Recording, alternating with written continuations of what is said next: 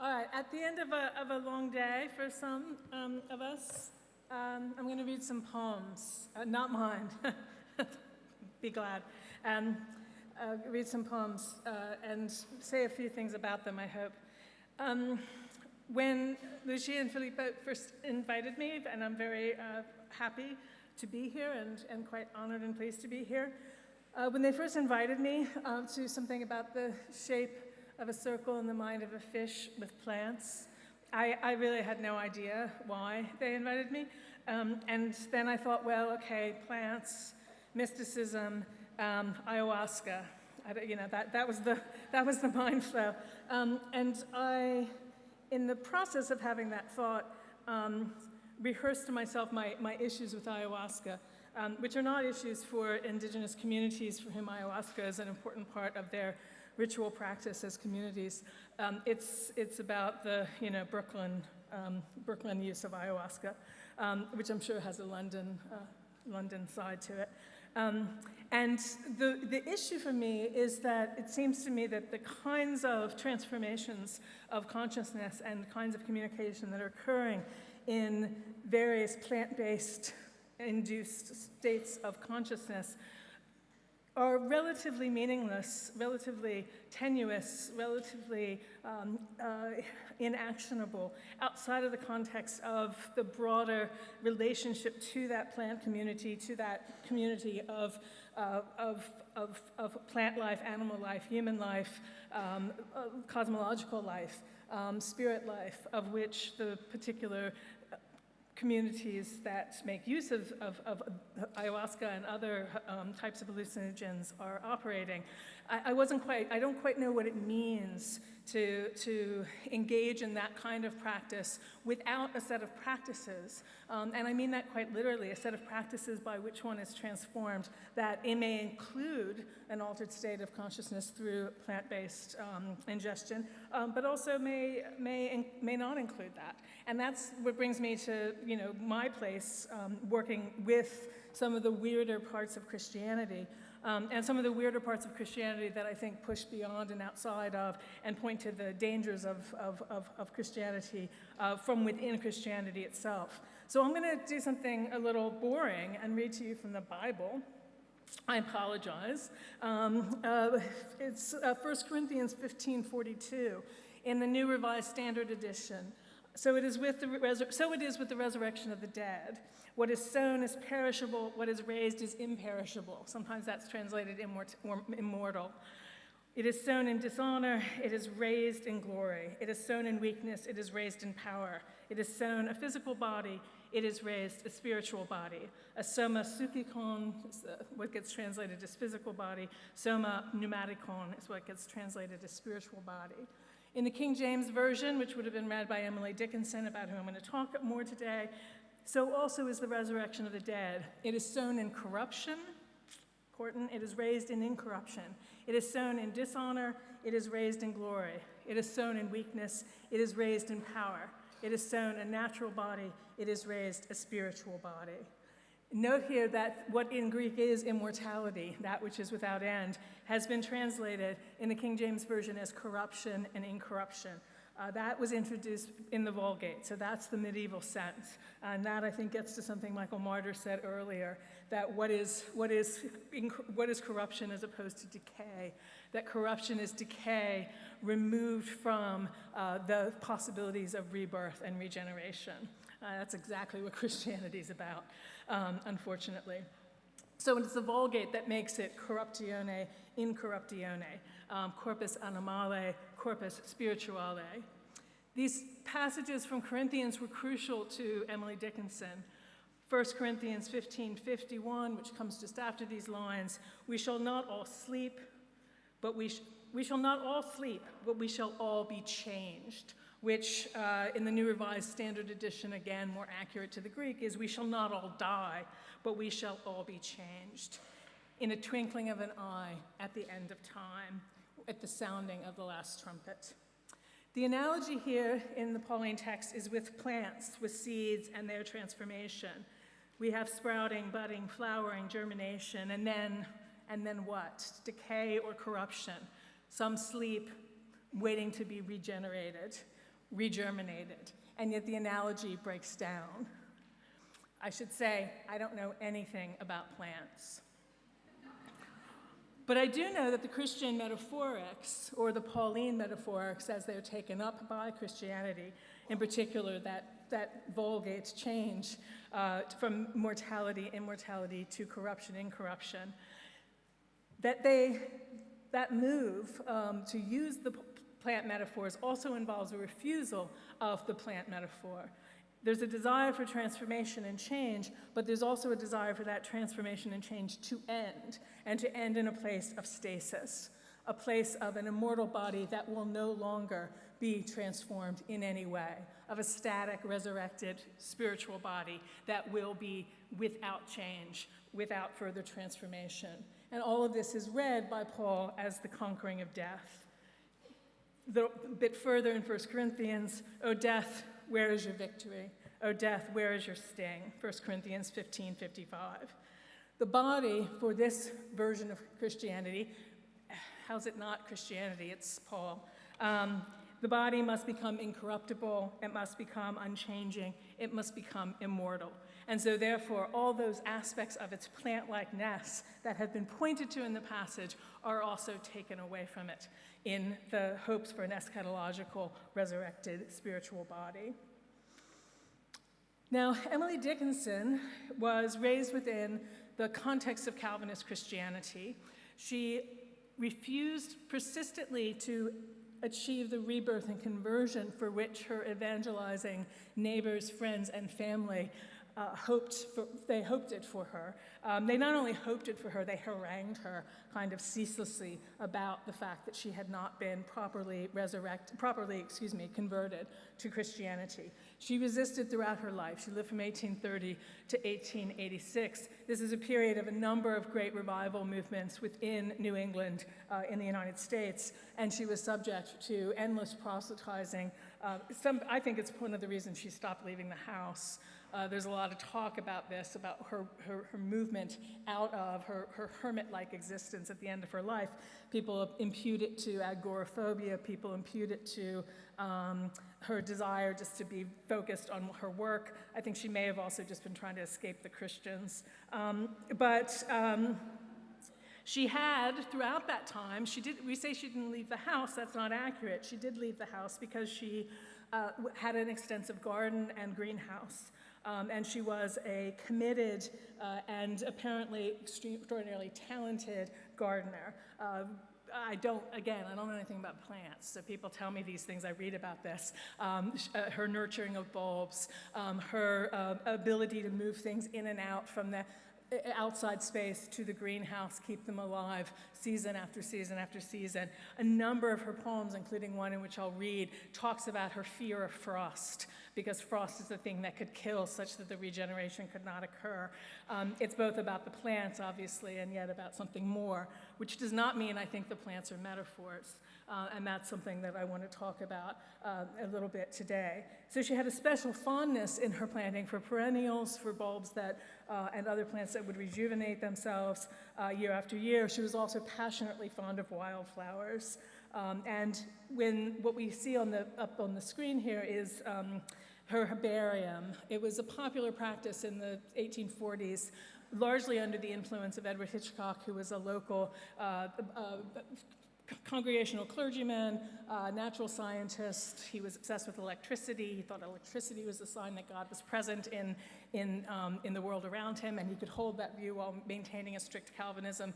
For just this brief moment in the 1840s, that was possible. Anyway, under his influence and others, the young Emily Dickinson made, when she was between 9 and 12, a herbarium, pressed flowers that she had found, usually in the woods and local fields and areas around her home in Massachusetts. This image I just picked because it has one of the few remaining bits of true color that come through in in this book, which is at Houghton at Harvard, and has been digitized so that we can see it, because otherwise it's utterly, completely fragile. She doesn't use any kind of Linnaean system. It's not at all clear what her organizational principle was. I mean, she was 10. But she was a really smart 10-year-old. So people are, some people I think are trying to look at it and say, is there some other kind of principle operating? She was very, there's some of her earliest poems involved the gentian flower, and the gentian flower is widely represented in the herbarium. She was also extraordinarily fond of violets. There's a page, it'll be a very beautiful page full of violets that maybe will show up at some point if I keep clicking this. And she also did more, a few more exotic plants that her mother grew in her gardens. She had learned her gardening from her mother.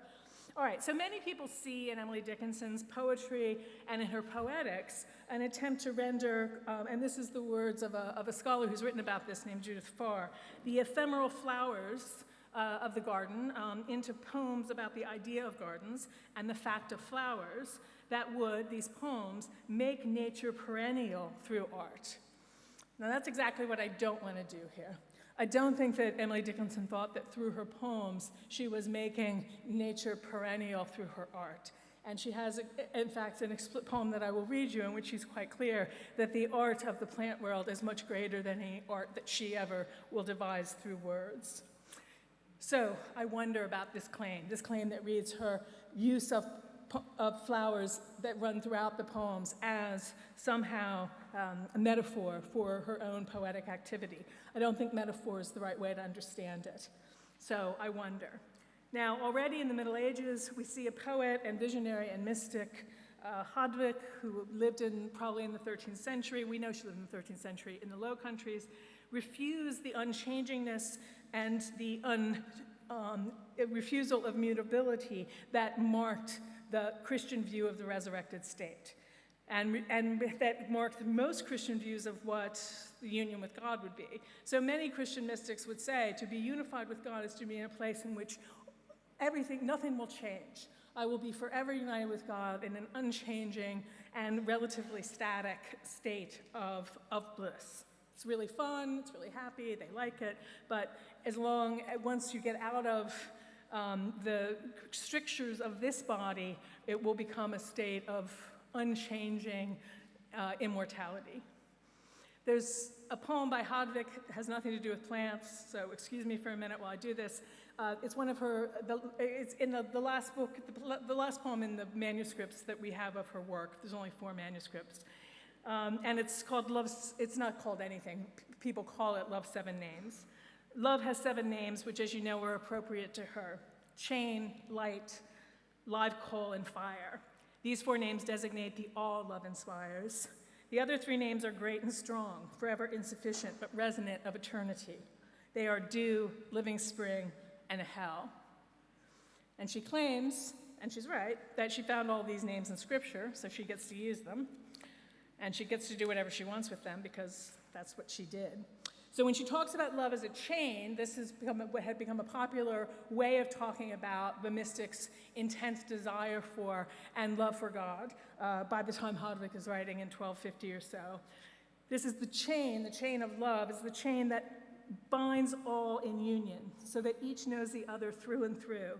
In the anguish or the repose or the madness of love, she has this word, oauta, which means just crazy love. In that love, each eats his flesh and drinks his blood. The heart of each devours the other's heart. One soul assaults the other and invades it completely. He who is love itself showed us when he gave himself to us to eat. So there's a Eucharistic evocation here, disconcerting all the thoughts of man. By this he made known to us that love's most intimate union is through eating, tasting, and seeing interiorly. And we do eat him, of this we can be certain. But because he remains so undevoured and so untouched and so undesired, each of us remains uneaten by him and separated so far from each other. Medieval Christians, as far as we know, were not eating plants to achieve hallucinatory states. They were eating Christ, the body of Christ. Hell is the seventh name of this love wherein I suffer. For there is nothing love does not engulf and damn, and no one who falls into her and whom she seizes comes out again, because no grace exists there. As hell turns everything to ruin, in love nothing else is acquired but disquiet and torture without pity. Forever to be in unrest, forever assault and new persecution, to be wholly devoured and engulfed in her unfathomable essence, to founder unceasingly in heat and cold, in the deep, insurmountable darkness of love. This outdoes the torments of hell. He who knows love and her comings and goings has experienced and can understand why it is truly appropriate that hell should be the highest name of love. And as she ends the poem, she reviews all the seven names in which dew and living stream are in play. So something that seems at odds with the fieriness of the notion of hell. But hell actually the stream becomes a flood, an abysmal flood. And into that abysmal flood, this is what happens. The bliss and the madness of love then cast them into the abysmal flood, unfathomable, ever living, which will receive in the unity of the Trinity, God and man in one single love. Such is the Trinity above all thought. The seventh name, just and sublime, calls love hell, as she is indeed according to her nature, for she ruins the soul and the mind to such a degree that they never recover. They who love no longer have virtue to do anything, but wander in the storms of love, body and soul, heart and thought, lovers lost in hell. The point of all this, to get us back to plants, is that for Hadvig and Carolyn Bynum and other historians who work on this material suggest that she's one of the first for whom this is the case. Whatever the mystic union between God and the soul is, it's not static.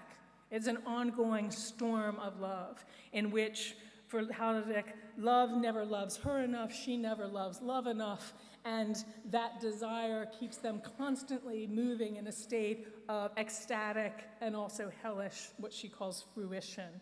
And the fact that the word is fruition seems to me somehow essential in ways that I have not yet been able to get at. So that there is a language of plant life that is in place. Whether it's being used just metaphorically, what's just metaphorically mean, I'm not sure, because the point is precisely that we now have a notion not of corruption. Hadvig doesn't care very much about sin. We have a notion of decay and rejuvenation. So you have something that you could build into the kind of plant metaphysics that we were hearing Michael talk about earlier. Okay, Dickinson arguably goes further and finds what she calls ecstasy in the fleeting corruptibility of the natural world and its tendency towards rejuvenation. I'll just leave that. This is poem 95 in the Franklin edition, for those who care.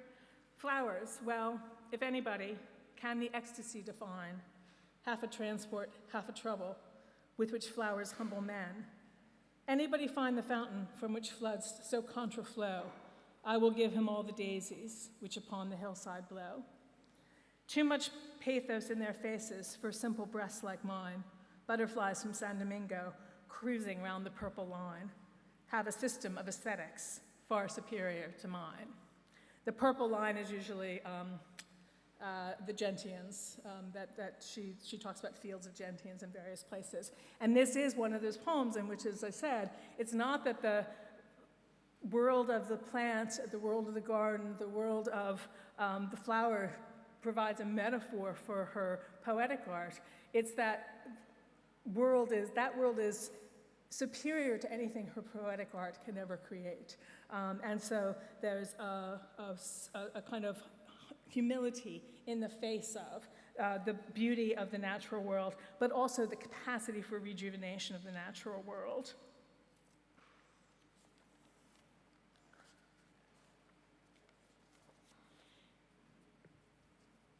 The capacity for rejuvenation of the natural world in Dickinson, I would argue, is absolutely essential to the ongoingness or perpetuity or belief in the possibility of the continued existence of God. And the reason I say this is in part because of poem 1112. And these poems are incredibly hard, so I'm not going to pretend to explain or work out fully the logic of my reading, but I at least want to have people hear them. This is a blossom of the brain, a small italic seed, lodged by design or happening, the spirit fructified. Shy as the wind of his chambers, swift as a freshet's tongue, so of the flower of the soul, its process is unknown. When it is found, a few rejoice, the wise convey it home, carefully cherishing the spot, if other flower become. When it is lost, that day shall be the funeral of God. Upon his breast, a closing soul, the flower of our Lord. Is she using the notion of the flower as a metaphor for the soul? I don't think so. I think she's actually suggesting that the soul depends upon the process of rejuvenation and decay that she sees around her in the natural world, and that absent that process, absent that possibility for continual transformation, we best all attend the funeral of God. That's the way I read it. Of death, I try to think like this. This is poem 1588.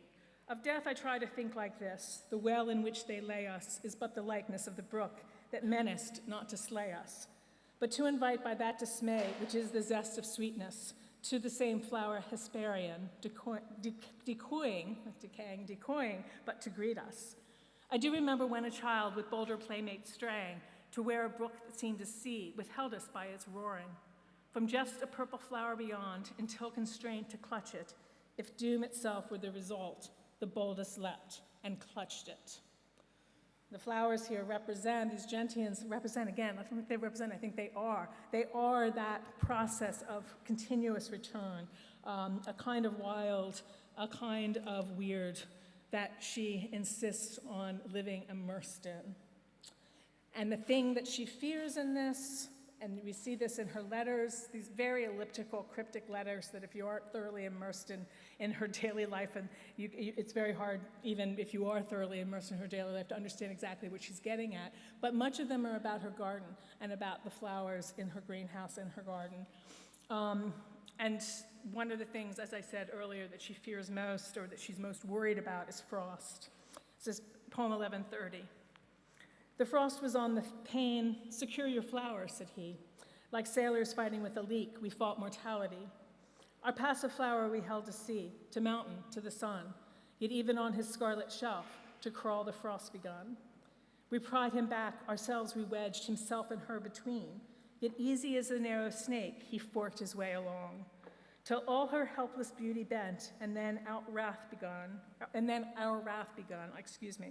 We hunted him to his ravine. We chased him to his den. We hated death and hated life, and nowhere was to go. Then sea and continent there is, a larger, it is woe. The it through all this is frost. We pried him back, ourselves we wedged himself and her between. We put ourselves between the flower and the frost, and yet the frost still could snake its way in and put in danger the beauty of the plant. Then our wrath began. Then we hunted him to his ravine. We chased him to his den. And then the most peculiar line in the poem, we hated death and hated life, and nowhere was to go. Then sea and continent there is, a larger it is woe. That is a place at which I stand in utter mystery in relationship to Dickinson. I do not know what that hating of death and hating of life and their conjoining mean for her, why they're so essential to this battle to keep the plant life alive.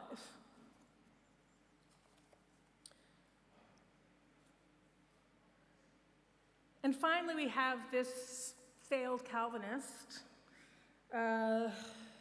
seemingly depicting a kind of apocalyptic fatality, a time when earth came to an end, but not at God's hand. It's a very peculiar poem. It's peculiar that this poem exists. It's 1442, and now I've lost it. It was a quiet-seeming day.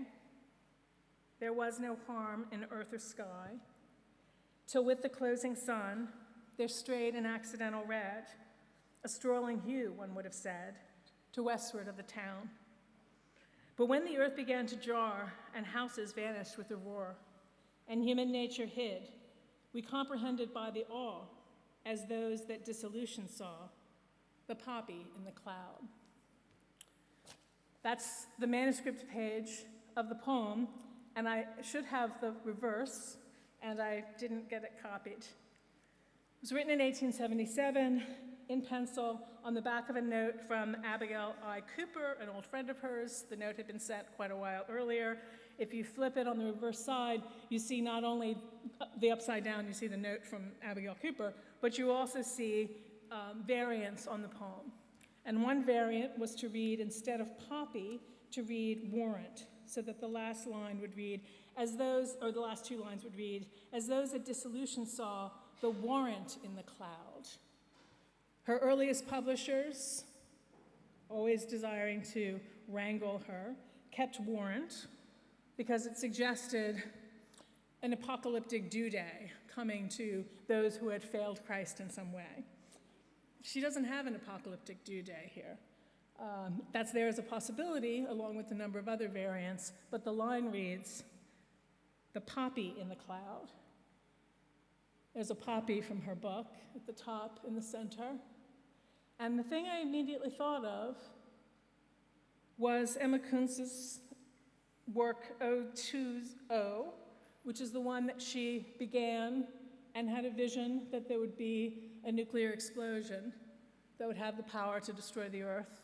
And she stopped, if I understand correctly, so that the parts that are not read, I take it as the parts where she stopped the process of making the artwork. And I see the poppy there, suggesting what? Emily Dickinson in 1877, she couldn't have known, could she? Her Calvinist family couldn't have known that the intransigence of their desire for immutability, not hers, but the Calvinists, would threaten to destroy the planet and all that within it that might be reborn. Thank you.